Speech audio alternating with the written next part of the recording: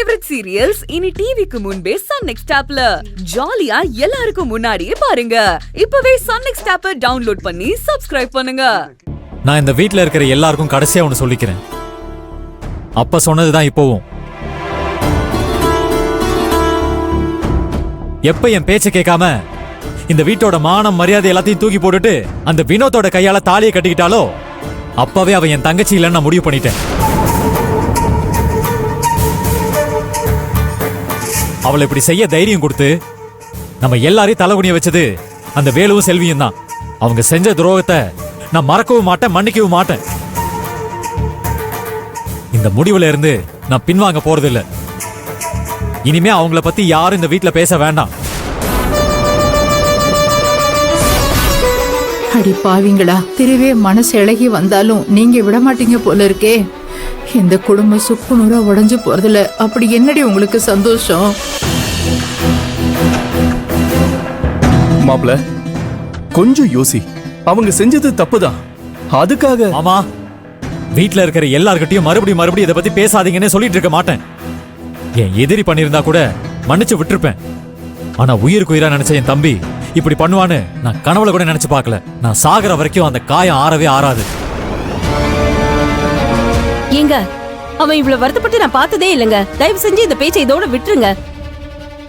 மகா, நீ பேசுறது சரியா? இந்த வீட்டோட மூத்தவ நீ தானே. சரியது தப்பதுன்னு மத்தவங்களுக்கு நீ தான் புரிய வைக்கணும்.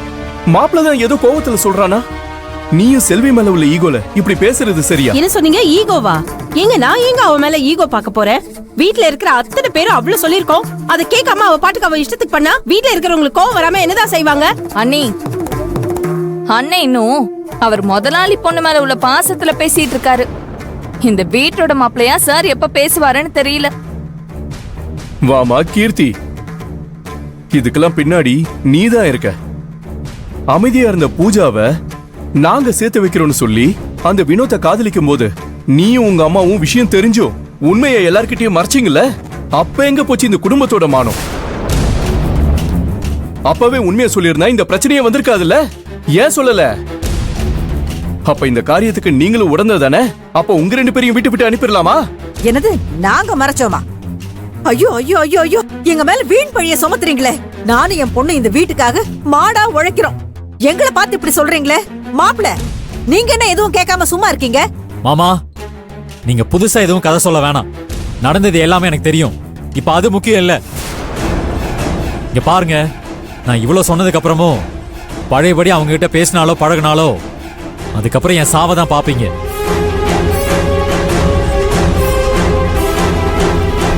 இதுதான் என் முடிவு.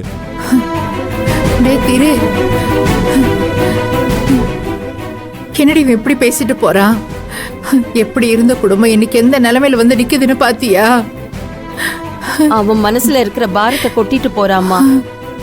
வெளியில கம்பீரமா தெரிஞ்சாலும் மனசளவுல பாவம் ரொம்ப நொடிஞ்சு போயிருக்கான்.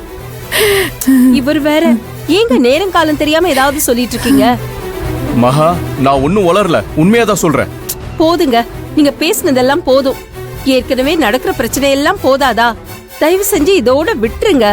அர்ஜுனனும் தர்மனுமா இருந்தவங்க இப்ப ரெண்டு பேரும் இப்படி பிரிஞ்சு போயிட்டானுங்களே. இந்த வயசான காலத்துல யார்கிட்ட போய் சொல்லி ஆறுதல் தேடுறது? எல்லாம் விதி. இத பாருங்க, என் புருஷன் சொல்லிட்டு போனது உங்க எல்லாருக்கும் நல்லா புரிஞ்சிருக்கும்னு நினைக்கிறேன். அத்தை, உங்க புள்ள மருமக பாசத்துல புள்ள தாச்சியா இருக்கிற என்னோட பூவையும் பொட்டையும் அழிச்சு தொலைச்சிடாதீங்க. உங்களை கையெடுத்து கும்பிட்டு கேட்டுக்கிறேன். வாமா.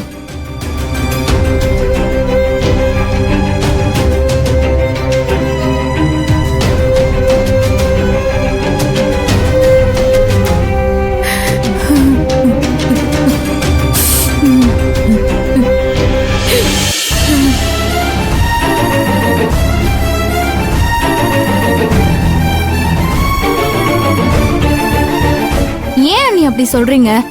நீங்க வேணா பாருங்க, திருவண்ண நம்மள எப்படியும் ஏத்துப்பாரு. நீங்க சொல்ற மாதிரி அவ்வளவு சீக்கிரம் அது நடக்கும்னு எனக்கு தோணல. ஆனாலும் நீங்க நம்புறீங்க, சரி பொறுத்திருந்து பார்க்கலாம். செல்வி, நீங்க சொன்னா எல்லாம் சரியா இருக்கும்னு நான் நிறைய முறை நினைச்சிருக்கிறேன். அதை மற்றவங்ககிட்டையும் சொல்லியிருக்கிறேன். ஆனால் இந்த விஷயத்தில் நீங்கள் சொல்கிறத என்னால் ஏற்றுக்க முடியல செல்வி.